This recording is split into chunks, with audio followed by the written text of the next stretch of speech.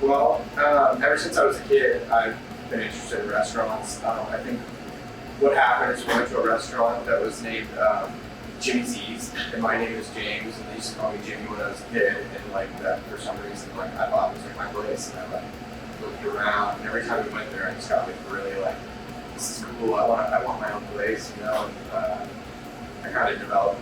I guess that was the seed that got planted, and then it just kept like going from there, flourished into like cooking after I got out of the military and working in restaurants, and like, and just always going back to that childhood dream. But I kind of want a restaurant. It does vary, and how it would vary is in season and out season. So in season, we're talking, you know, wake up at 5:30 in the morning, try to get to the store before the first guy and get whatever you need to start the day, because there's always something that you need to run out of from that day before, because you're talking, that's the biggest time of the year for us. So, you know, and then getting up at 5:30, getting the prep done, handling day-to-day issues, problems with employees, making sure everybody shows up to work on time, ready to work, like, you know, doing all that stuff. If not, you have to jump in and handle that. You know, and then riding that out until about 8 or 9 at night, and then waking up and doing it again 6 days a week, and that's in season. And out of season, you know, you look to do about 8-hour days, you know, about 5 days a week. So it's more like a regular 40-hour week job, but that's the restaurant business, you know. Logistics, for sure, on the coast where we live, and maybe, it's hard for me to say personally because I moved here during COVID, but where I came from, it seemed so much easier to be able to get anything. And over here on the coast, there's only so many highways that let you in. And, you know, those are not interstates, those are highways. And, you know, big semi trucks have a hard time getting here and getting stores reloaded in ample time, especially when we have these in-season rushes of people coming in. So getting logistics and then personnel. You know, we don't have a lot of people that live here. The housing's not great, especially for someone that has a part-time seasonal job. There's no like little shanties or apartment or anything like that for these types of folks to live in. And so we don't have a large pool of people to pull from. And so our logistics and our personnel are the two things. Many things. Temperament, I'm learning, is super huge. You can know all the stuff in the world, but if you treat people badly, you know, or too well, you know, you'll either get walked on or people will leave you for those things. And you have to have a demeanor of kindness, fairness, but firmness, you know, to a point where people are going to listen and respect you. And so you have to have that. You also have to have knowledge of what you're doing, so people respect that. You also have to have an ability to adapt and to learn. You know, when you're wrong, you know, saying sorry, that goes a long way. You know, I make mistakes every day. Most of them are personal, like, you know, like with the people, like you say something wrong, do something wrong, but if you go back, you say you're sorry, or you make sure that like you tie that end back up. A lot of times that's helpful. So I look for people who have humility and who are willing to just keep going. That's based on individual needs. A lot of times when we're in a small group like this, in my company, we're 6 people to 10 people.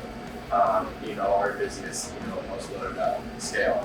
And so it usually is one-on-one, and communication is huge, and you have to empower people. You know, you have to let them feel like they're a part of it, like for real.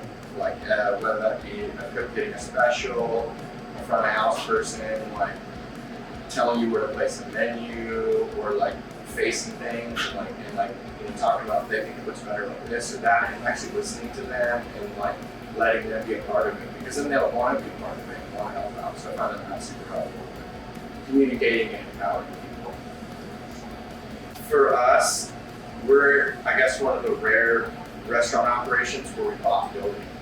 And so the building was kind of in decay in a lot of ways when we got it. And so we've got many nightmares. You know, from a roof that needed redone to electricity not being enough to handle the capacity that we needed for our operation. So actually having to upgrade the whole electric from 100 amps, which is a very minimal amount, to 200 amps, and doing those kind of things, like I never, you know, that's a big deal. I'm not a project manager, I'm not big at construction, coordinating that stuff and learning how it works. Those are in some ways nightmares, but if you're going to want to be successful in this business, you have to learn how to take those nightmares and make them learning situations or situations of growth. Because I thought, oh, that's a roof, but then there was another thing, and then there's another thing, and then there's going to be another and another and another. And if you're the type of person that lets those things bother you, then the business is going to feel heavy, very heavy.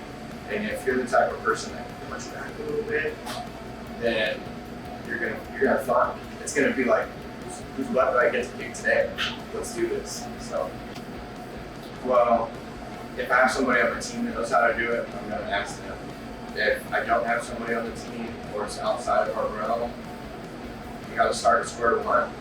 You know, you gotta figure it out. If that means opening up a dusty book and reading through it, you gotta do that. If that means getting on YouTube and watching a video to learn how to repair something and then trying to do it yourself, you gotta do that. If that means calling somebody, you gotta do that. I mean, just whatever it takes, and it's individual by the specific thing that comes up. Well, a lot of times people go and they spend a lot of time formulating a plan, and that's great, and you should do that.